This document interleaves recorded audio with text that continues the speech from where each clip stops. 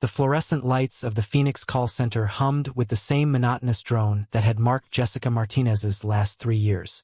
At 28, she sat in her cramped cubicle wearing a headset that pressed too tightly against her temples, her fingers flying across the keyboard as she handled her 47th customer call of the day. "Good afternoon, this is Jessica with customer support. How may I help you today?" The voice on the other end was impatient, clipped. She could hear the disdain before the words even formed.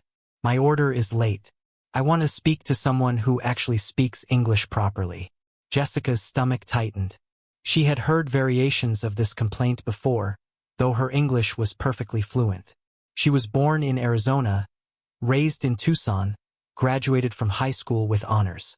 But her accent carried the musical inflection of her Mexican heritage, the same accent her mother spoke with, the same one that whispered through their small apartment when she tucked her 6-year-old daughter Emma into bed each night. "I understand your frustration, sir. Let me pull up your account and see what we can do to resolve this for you." But the man wasn't interested in resolution. He wanted confrontation. "Are you even in America? You people always mess everything up. Get me someone else." She glanced around the call center floor.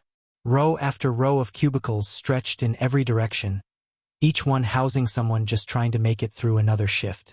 Her supervisor, Brad Hutchinson, was making his rounds, his thin frame moving between the aisles like a shark circling prey. He stopped at her cubicle just as she was attempting to de-escalate the situation. Brad leaned against the partition, his arms crossed, his expression one of practiced disappointment. He was 35, perpetually climbing a corporate ladder that seemed to lead nowhere, and he took every opportunity to remind his team that he held their livelihoods in his hands. The call ended badly. The customer demanded a supervisor, got transferred, and left a scathing review about the representative with the thick accent who couldn't understand simple English. "Jessica, my office. Now." She removed her headset with trembling hands. Around her, co-workers averted their eyes. Everyone knew what a summons to Brad's office meant. She thought of Emma, waiting at the after-school program until 6 when Jessica could finally pick her up. She thought of the rent due in 5 days, the electricity bill that was already overdue, the groceries she needed to buy with whatever remained of her paycheck. Brad's office was a small glass box that overlooked the call center floor, a fishbowl of judgment. He sat behind his desk, pulling up her performance metrics on his computer screen. "Your customer satisfaction scores have dropped 12% this quarter. Jessica, that's unacceptable." She wanted to explain that the scores had nothing to do with her performance and everything to do with customers who decided before she even spoke that her accent meant incompetence.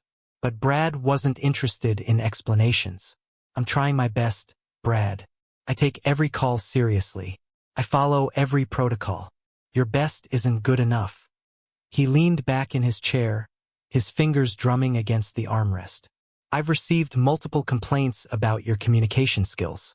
Customers want to speak to representatives they can understand clearly." Her heart hammered against her ribs. "I was born here, Brad. I speak English perfectly. You've never had an issue with my language skills before. It's not about where you were born. It's about customer perception. And right now, the perception is that your English isn't good enough for this position." The words hit her like a physical blow. 3 years of arriving early, staying late, covering shifts for coworkers, maintaining one of the highest call resolution rates on the floor, and it all came down to this. Her accent, her heritage, the musical lilt in her voice that reminded people she came from somewhere they considered less than. "So what are you saying?" "I'm saying we're letting you go, effective immediately. We'll pay you through the end of the week, but you need to clear out your desk and leave the premises within the hour." The room tilted. Jessica gripped the edge of his desk to steady herself. "You're firing me? Because of my accent? We're terminating your employment due to performance issues." The accent is just one factor in the overall assessment. She wanted to scream, to argue, to demand fairness. But she had Emma to think about. A single mother couldn't afford to burn bridges, even bridges built on discrimination. She nodded slowly, her vision blurring with tears she refused to let fall in front of him. "I understand. Good. HR will have your final paperwork ready at the front desk." Jessica walked through the call center floor carrying a small cardboard box containing 3 years of her life. A coffee mug Emma had decorated with crayon hearts. A framed photo of the two of them at the Grand Canyon. A small succulent plant that had somehow survived the sterile office environment. Co-workers pretended not to notice, their eyes fixed firmly on their computer screens as she passed. Nobody wanted to be associated with failure, as if termination might be contagious. The Arizona heat slammed into her the moment she stepped outside. It was only 2 in the afternoon. Emma wouldn't be done with school for another hour. Jessica sat in her 12-year-old Honda Civic in the parking lot, the box on the passenger seat, and finally let the tears come. How was she going to tell her daughter? Emma was already worried about money, asking questions no 6-year-old should have to ask. Mommy, why don't we go to restaurants like Sarah's family? Mommy, can I have new shoes or should we wait? Mommy, why do you look so tired all the time? Jessica pulled out her phone with shaking hands and opened her banking app. $473. Rent was $800. The electricity bill was $215. She had already skipped paying car insurance last month. The math was simple and devastating. She drove to the after-school program in a daze, arriving 2 hours early. The director, Mrs. Chun, looked surprised to see her but didn't ask questions. Emma ran to her mother with the unbridled joy of childhood, unaware that their world had just collapsed. Mommy, you're here early. Can we get ice cream? Not today, baby. Let's go home. That evening, Jessica sat at their small kitchen table with her laptop, scrolling through job listings. Every position required experience she had, qualifications she met, but she could already imagine the interviews. She could already hear the subtle shift in tone when she spoke, the careful questions about her background, the polite rejections that would follow. Her phone buzzed with a text from her landlord. Jessica just checking in about rent. Need it by the 5th latest. She typed and deleted 3 different responses before settling on. I'll have it. But she wouldn't. She knew she wouldn't. Emma appeared in the doorway wearing her princess pajamas, clutching her worn teddy bear. Mommy, are you sad? Jessica forced a smile that felt like it might crack her face. No, sweetheart. I'm just tired. Come here. Emma climbed into her lap, and Jessica held her daughter like a lifeline. This little girl deserved so much more than constant worry. More than a mother who couldn't even keep a job at a call center. More than an apartment they were about to lose. That night, after Emma finally fell asleep, Jessica applied to 47 jobs. Her eyes burned, her fingers cramped, but she kept going. Waitress positions, retail clerk openings, administrative assistant roles. Anything that might keep a roof over their heads. Not a single one responded. 3 weeks passed like a slow-motion disaster. Jessica's applications disappeared into digital voids.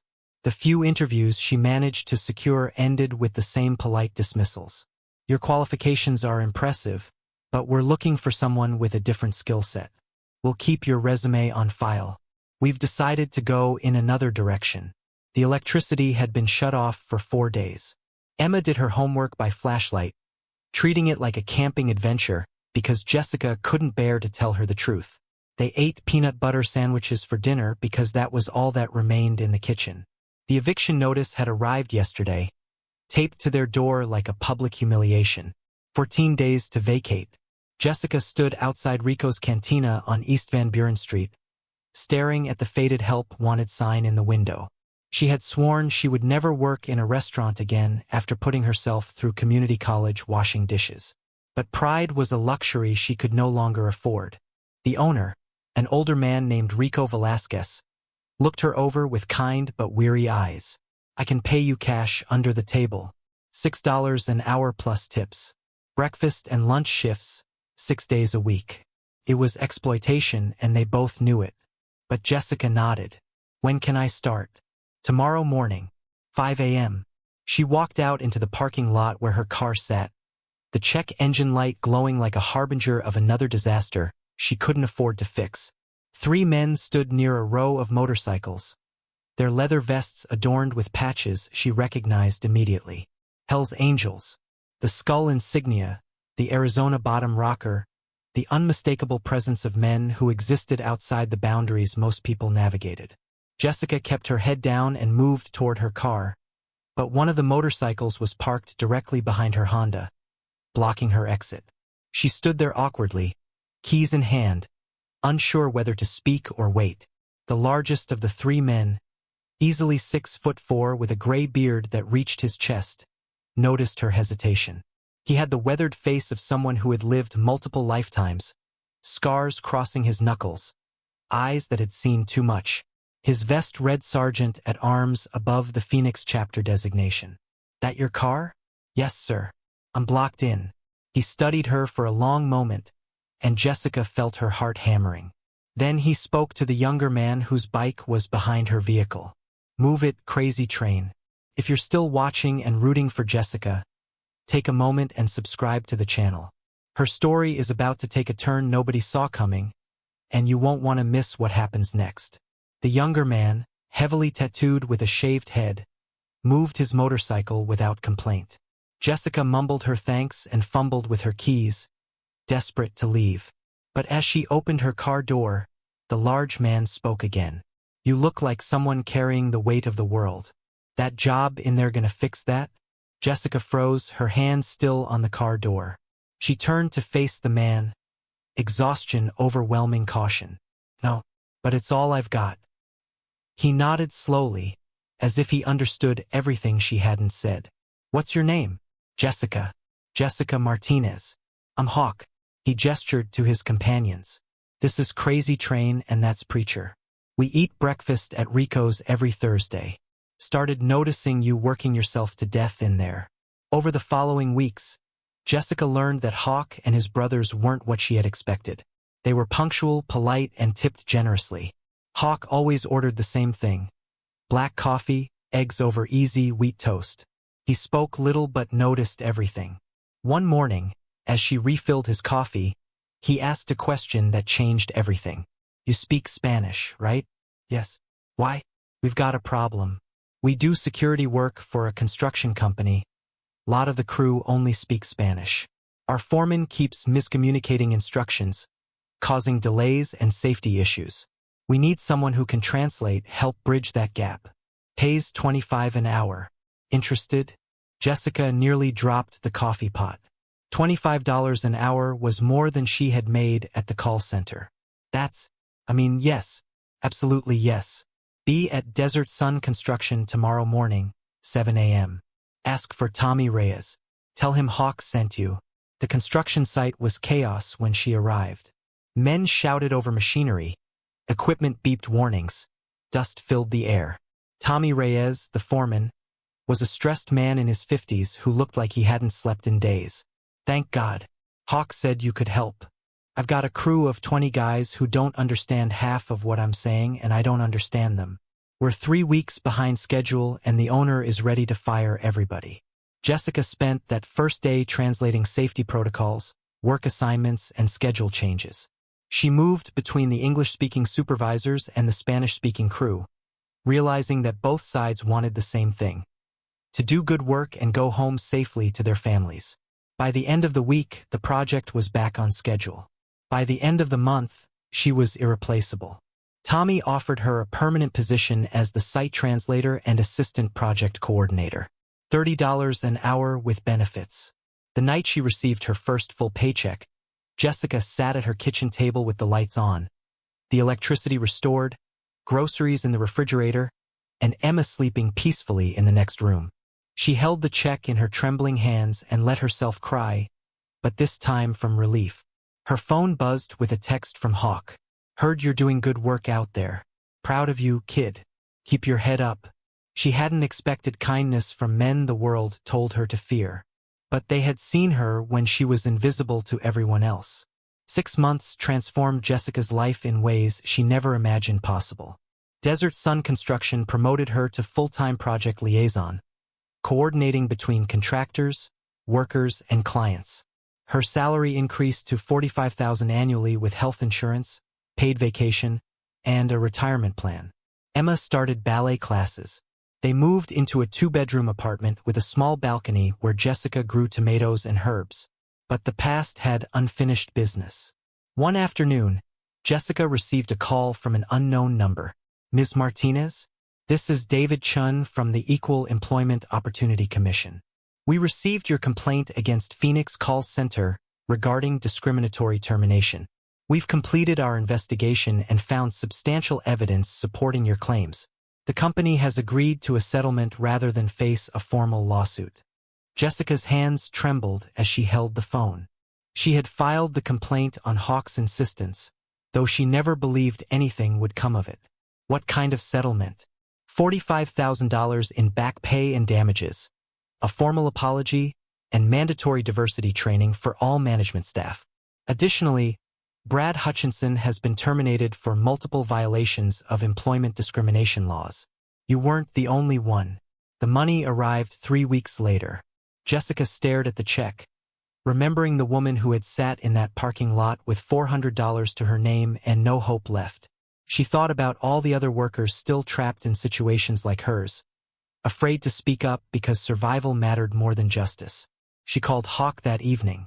I want to do something with this money. Something that matters. What are you thinking? I want to start a program.